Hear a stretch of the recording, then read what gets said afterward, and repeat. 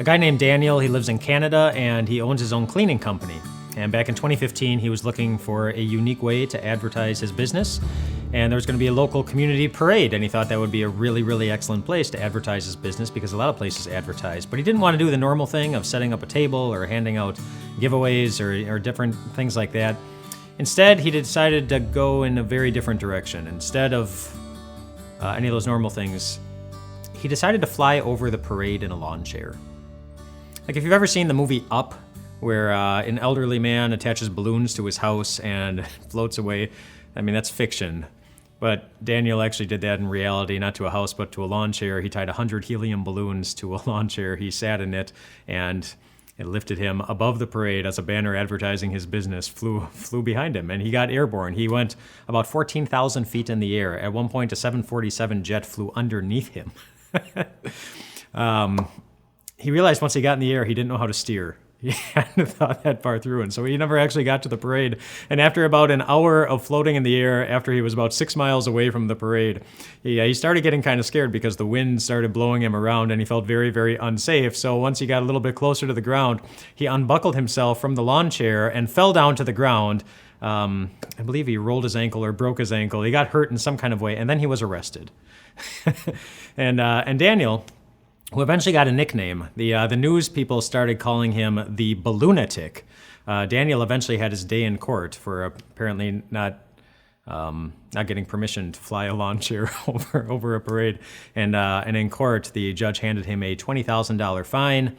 And it was after he got the $20,000 fine that Daniel said in front of the court that he would do it all over again, that it was entirely worth it, that it was the greatest experience of his life. So in other words, a great life, according to Daniel, is one in which he gets to fly over everybody in a balloon-powered lawn chair. What's your definition of a great life? I want you to think about it this way. Imagine that you and Jesus are walking along, just the two of you. And at one point he stops, and he looks at you and he says, "How you doing? How you doing?" And you respond by saying, "Jesus, I think it would be really great if..." But I want you to finish that sentence. What would you say if you knew that Jesus was going to do anything for you? What would you ask him to do? That's basically what we're going to be looking at this week as we look at an incident with two of Jesus' disciples, James and John, when Jesus he asks them that question. He asked them the question, "What do you want me to do for you?" And they were really happy to hear that question, I think for the same reason you and I would be. Because we sometimes wonder if we're going to be okay.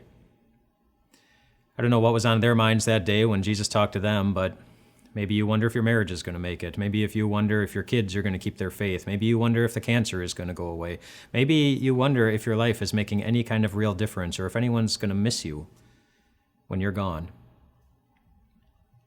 Those aren't always easy questions to answer, which is why it's such a great thing that Jesus offered to his disciples the opportunity to find not just good answers to what might make a good life, but the promise of what makes a life great. And in this discussion with them, and in the section that we're going to be reading from, he really does exactly that. He showed them not only that they didn't really have any kind of idea of what makes for a great life, but he also showed them that a great life, one that makes the best kind of difference, the greatest kind of difference in this world, it's really not out of reach for anyone. So here's the section where we're going to be looking at this week. Kind of a longer section, but it goes like this. It says, "Then James and John, the sons of Zebedee, came to him, to Jesus. 'Teacher,' they said, 'we want you to do for us whatever we ask.' 'What do you want me to do for you?' he asked. They replied, 'Let one of us sit at your right and the other at your left in your glory.' 'You don't know what you're asking,' Jesus said. 'Can you drink the cup I drink or be baptized with the baptism I am baptized with?' 'We can,' they answered. Jesus said to them, 'You will drink the cup I drink and be baptized with the baptism I am baptized with, but to sit at my right or left is not for me to grant. These places belong to those for whom they've been prepared.' When the 10 heard this, so the other 10 disciples, they became indignant with James and John. Jesus called them together and said, 'You know that those who are regarded as rulers of the Gentiles lord it over them, and their high officials exercise authority over them, but not so with you. Instead, whoever wants to become great among you must be your servant. And whoever wants to be first must be slave of all. For even the Son of Man did not come to be served, but to serve, and to give his life as a ransom for many. And really, whatever your definition of greatness is, Jesus has already given you his, and that is to serve you, which means that your life is already considered pretty great to him. And we'll be looking at how that applies to our everyday lives as we go through this week. We'll see you tomorrow. This week we're taking a bit of an in-depth look at a conversation Jesus had with two of his disciples, James and John, in which Jesus is defining greatness and James and John are looking to be great. And up until this point in Jesus' ministry and his relationship with James and John had seen him do some really, really amazing things. They saw him raise someone from the dead. They saw him calm a storm. They saw him feed thousands of people. They saw all these different miracles. And what all those miracles have in common is that Jesus just spoke and it happened. That's it. He just spoke and the miracle happened. And at the same time, Jesus was regularly telling his disciples what a great thing it is to be a part of his kingdom. And so it seems that James and John put those two things together when they made their request of what they wanted from Jesus. They wanted these great places in Jesus' kingdom. They just wanted Jesus to speak the word so that they would be given a great place in his kingdom. And Jesus responded to their request by saying, "You guys have no idea what you're asking." It's true that Jesus can pretty much speak and do anything. He can heal the sick and raise the dead and stop a storm, just by hushing it and shushing it. He can just do those things. But the one thing that Jesus cannot just do, cannot just speak and make happen, is he cannot just give somebody greatness in his kingdom. He said that that's something that needs to be, if you remember what we read yesterday, needs to be prepared. That needs to be prepared by somebody. And think of. Yesterday we talked about the Daniel, the balloonatic, who flew above the parade in a balloon-powered lawn chair. Just think about every preparation that needed to take place in order for him to have what he considered the greatest day in his existence. He needed to take time to prepare the 100 balloons and fill them with helium. He needed to prepare the sign that was hanging off the lawn chair when he was flying up in the air. He needed to prepare the lawn chair. He needed to make all these preparations, and all those preparations, they all cost something. That's something they all had in common. They all cost something. So his greatness, it came at a cost. And Jesus was telling James and John that the same is true of greatness in God's kingdom. It costs something. It comes at a cost. And he told them exactly what that cost is when he said, "Whoever wants to become great among you must be your servant. Whoever wants to be first must be a slave of all. For even the Son of Man did not come to be served, but to serve, and to give his life as a ransom for many." Yesterday, when I asked you to think about what would you ask Jesus for if you could ask him for anything, whatever it was, did you expect him to give it to you for nothing? For no cost? Because there is a cost to greatness in God's kingdom, and Jesus says very clearly what it is here. It is, well, he used his own life as an example. It is your life, the whole life, and nothing but the life. If you want to be great, you must be a servant. If you want to be first, Jesus says we must be willing to slave away for someone else's benefit, just like he did for us. And tomorrow we'll take a look at what that looks like as we carry out those instructions. A while back, I saw a story about a teenager named Derek who lived in Arkansas. Derek's mom was very sick, and so she was unable to work and unable to provide for Derek and his many siblings, and so Derek is the one in the family who went out to work.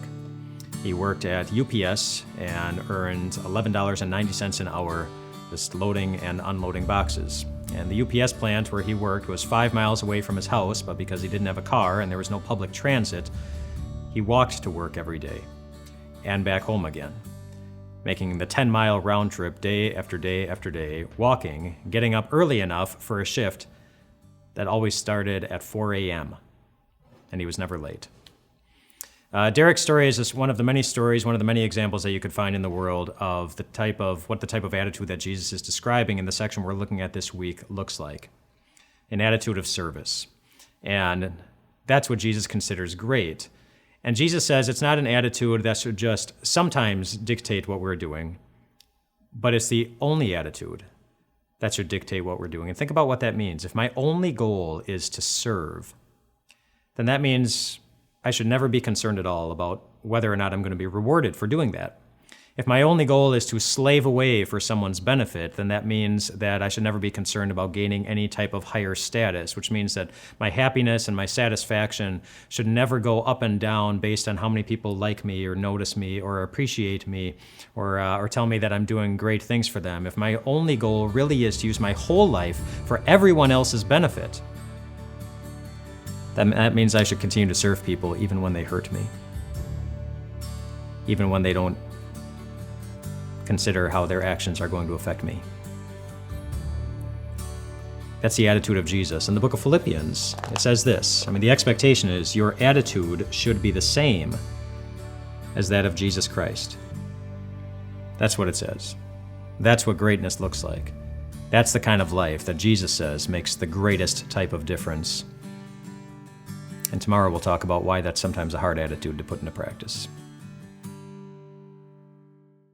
As we look at this conversation this week between Jesus and his disciples James and John, in which they're talking about greatness and what greatness looks like and how we become great in his kingdom, Jesus asked them an interesting question. He asked them, "Can you drink the cup that I drink?" And they answered, "Well, yes, we can." And then Jesus said, "Well, you will indeed drink from my cup." And do you know what he meant by that? The cup that he was talking about was the cup of suffering. He said, just as Jesus was going to hurt in his life, he was promising James and John that they would hurt too, even as they followed him. And that certainly turned out to be the case. James, as far as we know, was the first of Jesus' disciples to be killed for his faith.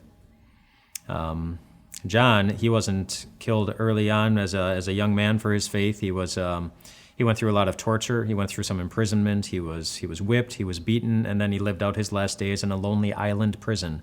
And why did those things happen to those guys? Because they were doing the exact thing that we mentioned yesterday that all Christians are supposed to be doing. When it says in Philippians, your attitude should be the same as that of Jesus Christ. That's what they did. They put it into practice.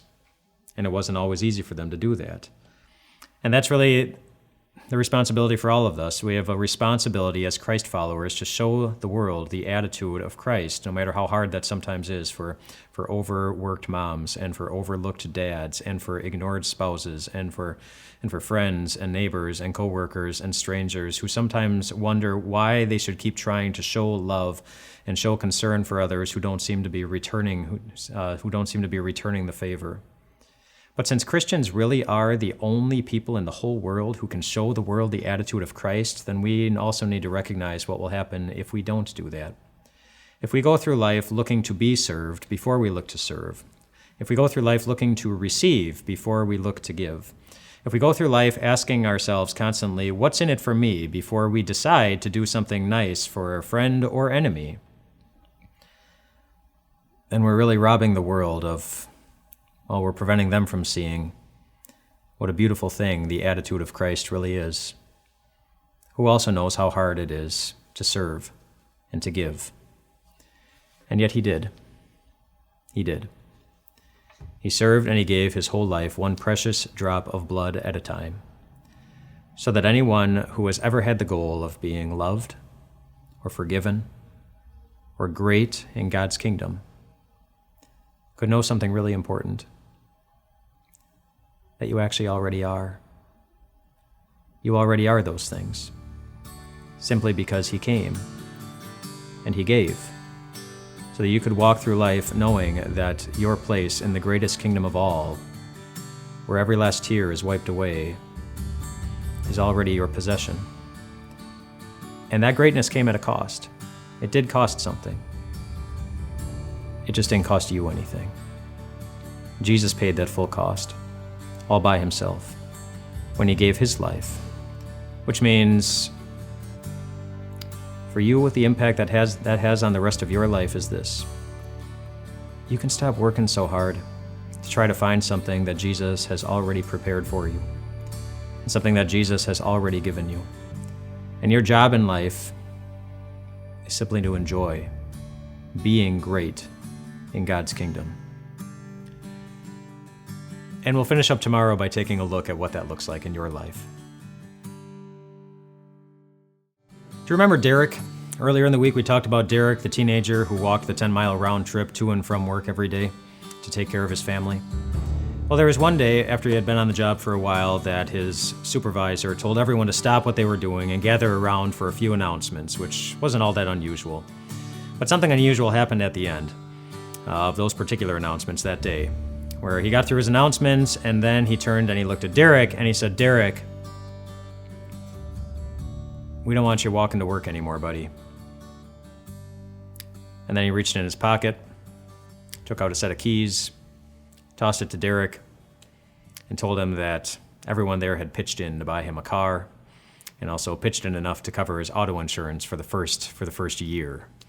Derek worked very hard to provide for his family. He wasn't looking to be rewarded by anyone, and yet he was by some friends who just wanted him to know that they had his back, just like God has yours. There's a passage in the Bible that says as much. There are many passages in the Bible that says that, but there's one in particular I'm thinking of where it says that our God is able to do abundantly more than we could ever ask or imagine. Abundantly more. I'm not promising that God is going to give you a car, but if he already gave you the life of his son, if he already planted a cross deep in the ground and used that cross to declare your value in front of the whole world, in front of everyone, do you really think he's not going to be there for you and give you exactly what you need when you go out into the world and give your life in service to him? He'll be there. Go and serve your friends and families. Slave away for the benefit of your spouse and your children. Fill the lives of others with good things by giving and giving and giving and giving, recognizing that really the secret to fixing our broken communities, the secret to healing broken families, the secret to binding broken hearts, it's not out there somewhere. The secret is you. It's the great life that God has already given you. Go and be great, my friends, and show the world what a great life really is.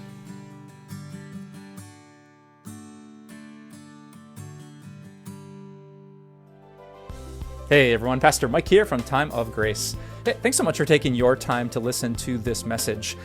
We would love so many other people to hear about this message too. So if you could think of someone in your mind right now that could use this, we would love for you just to take a moment and share it. That's essentially how people hear the good news of Jesus, believe it, and find eternal life in his name. Thanks for sharing, and have a great day.